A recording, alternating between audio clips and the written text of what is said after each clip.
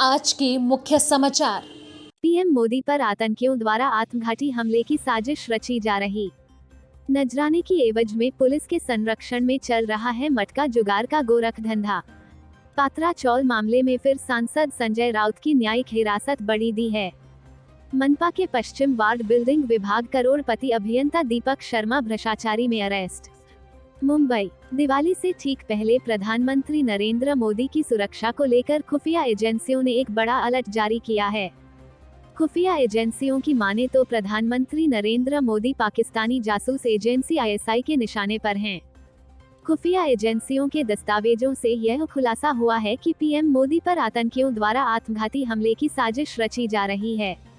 बताया जा रहा है कि पीएम मोदी पर हमला करने के लिए पाकिस्तानी जासूसी एजेंसी आईएसआई ने लश्कर-ए-तैयबा को यह काम सौंपा है। खुफिया एजेंसियों ने दावा किया है कि पीएम मोदी को किसी रैली या कार्यक्रम के दौरान ये आतंकी निशाना बना सकते हैं। ये आतंकी रैली या रोड शो में पुलिस की वर्दी एंट्री ले सकते हैं।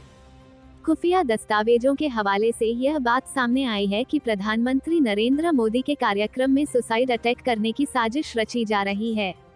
दावा किया गया है कि आतंकी पुलिस की वर्दी में भी पीएम मोदी के कार्यक्रम स्थल पर सुसाइड अटैक को अंजाम दे सकता है।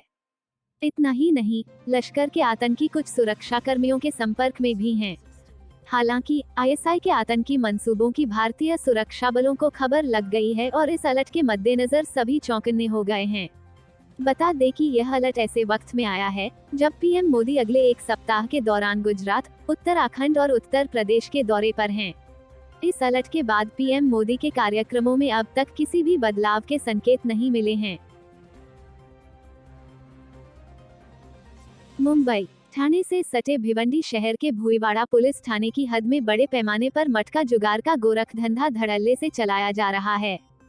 इन मटका जुगार के अड्डों पर लगभग 12 राइटर हमेशा आंकड़ा लिखते हुए नजर आते हैं, जहां भारी संख्या में भीड़ जुटी रहती है। इन अड्डों को बेखौफ रूप से दादागिरी के बल पर चलाया जा रहा है, जिसकी वजह से यह मटका जुगार सुर्खियों का सबब बना हुआ है। इन दादाओं का कहना है कि शासन और प्रशासन के उच्चाधिकारी नजराने के बल पर हमारे कठपुतली बने हुए हैं, वे मेरे संरक्षक हैं। इस संदर्भ के मध्येंजर एक कहावत याद आ गई, सैया भये कोतवाल अब डर कायका। इन मटका जुगार माफियाओं के नाम और पते इस प्रकार है: अजंता कंपाउंड, विवेक बिल्डिंग के पीछे, केजीएफ मोबाइल के सामने, लोखंड की सीढ़ी के बाजू से तीसरे कारखाने में मटका जुगार बड़े पैमाने पर चलाया जा रहा है। पुलिस उपायुक्त परिमंडल 2 के डीसीपी चौहान के अधीनस्थ क्षेत्रांतर्गत भुईवाड़ा पुलिस थाने की हद में ही आता है, जिसकी वजह से कयास लगाया जा सकता है कि उक्त अड्डे चौहान के ही क्षत्र छाया में नजराने के बल पर चलाए जा रहे हैं। अतः इन पर कार्रवाई करे कौन? प्रश्नवाचक चिन्ह।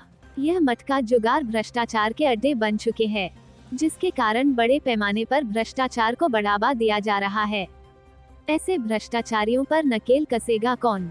जबकि इस मटका जुगार की अनेकों लिखित शिकायत करने के बाद भी मटका जुगार का धंधा बंद कराने में पुलिस अक्षम क्यों?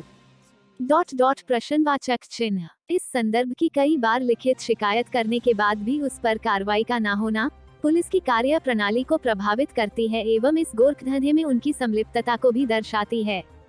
अतः उक्त इस संदर्भ को विभागीय उच्चाधिकारियों को संज्ञान में लेने की अहम आवश्यकता है, जिससे भ्रष्टाचार पर अंकुश लगाया जा सके एवं ऐसे कार्यों को बढ़ावा देने वाले विभागीय भ्रष्ट अधिकारियों को दंडित करें, जिससे कानून का डर अन्य लोगों के लिए मिसाल बन सके, न कि खिलवाड़।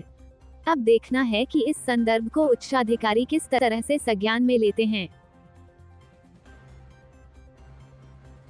मुंबई, पात्रा चौल मामले में गिरफ्तार हुए शिवसेना उद्धव बालासाहेब ठाकरे सांसद संजय राउत की मंगलवार को न्यायिक हिरासत 21 अक्टूबर तक बढ़ा दी गई है। इसके बाद फिर विशेष अदालत उनकी जमानत को लेकर सुनवाई जारी रखेगी। ईडी ने शिवसेना के कद्दावर नेता को गिरफ्तार किया था। विशेष न्यायाधीश एम.जी. देशपांडे ने भी राउत की न्यायिक हिरासत 21 अक्टूबर तक बढ़ा दी है।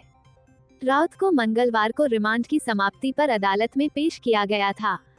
इस दौरान अदालत में राउत ने एनसीपी नेता एकनाथ खड़से से मुलाकात की, जो प्रवर्तन निदेशालय ईडी द्वारा उनके खिलाफ दर्ज धन शोधन मामले के सिलसिले में अपनी उपस्थिति दर्ज कराने के लिए वहां आए थे। दोनों नेताओं ने संक्षेप में बात की। इस दौरान राउत को खड़से को यह कहते हुए सुना गया कि वह जल्द ही जेल से बाहर होंगे। राउत के खिलाफ मामला पात्रा चौल के पुनर्विकास और शिवसेना नेता की पत्नी और सहयोगियों से संबंधित वित्तीय लेनदेन में कथित वित्तीय अनियमितताओं से संबंधित है। मंगलवार को राउत के वकील अशोक मुंदरगी ने अपनी प्रत्युत्तर दलीलें पूरी की।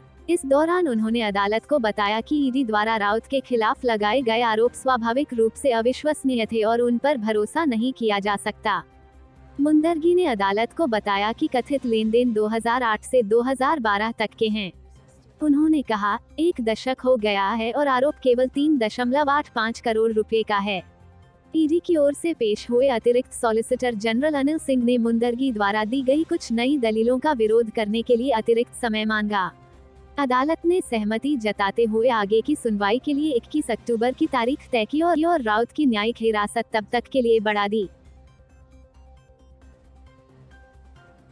मुंबई मनपा के पश्चिम वार्ड बिल्डिंग विभाग में कार्यरत करोड़पति द्वयम अभियंता दीपक शर्मा के खिलाफ भ्रष्टाचार निरोधक ब्यूरो ने भ्रष्टाचार प्रतिबंध अधिनियम धारा 7 के अंतर्गत केस दर्ज किया है। गौरतलब है कि कथित मनपा का भ्रष्ट अधिकारी दीपक शर्मा इसके पहले भी उत्तर विभाग के बिल्डिंग विभाग में कार्यरत था, जहां पर उसने पूर्व भ्रष्ट मनपा सहायक आयुक्त हसनाले, संजोग कब्रे और संतोष कुमार धोंडे की मिलीभगत से मलाड पश्चिम में हजारों बड़े अवैध निर्माण करवाया, जिसमें अनगिनत स्टूडियो, 900 बंगले, हजारों कमर्शियल गाले के साथ सैकड़ों होटल शामिल है। भ्रष्टाचार विरोधी मंच के राष्ट्रीय अध्यक्ष जे.बी. सिंह ने बताया कि कथित भ्रष्ट द्वयम अभियंता पी उत्तर विभाग में हजारों अवैध निर्माण के जरिए सैकड़ों करोड़ की कमाई करके अनगिनत अकूत संपत्तियों का मालिक है, जिसकी शिकायत जे.बी. सिंह ने कई बार भ्रष्टाचार निरोधक ब्यूरो और मनपा के उच्च अधिकारियों से की थी, लेकिन उच्च अधिकारियों के कान पर कभी जूं तक नहीं रेगी। विश्वसनीय सूत्रों के मुताबिक कथित भ्रष्ट द्वयम अभियंता दीपक शर्मा लगातार करीब 12 साल मनपा पी उत्तर विभाग के बिल्डिंग फैक्ट्री में काम किया है और वहीं पर अवैध निर्माण की कमाई से मलाड पश्चिम में अपने लिए करोड़ों रुपए की जगह लेकर कई कमर्शियल गाले, होटल और बंगलों भी बनाया है, जिसकी जांच कड़ाई से एसीबी द्वारा होना चाहिए। विश्वसनीय सूत्रों से मालूम पड़ा है कि उच्च अधिकारियों व एसीबी अधिकारियों को कथित मनपा अधिकारी दीपक शर्मा मोटी रकम पहुंचाया करता था, जिसकी वजह से आज तक इसके खिलाफ कोई कार्रवाई नहीं हो सकी थी। अंततः मनपा के पश्चिम वार्ड में एसीबी का शिकार हो ही गया। Bureau report, Mumbai.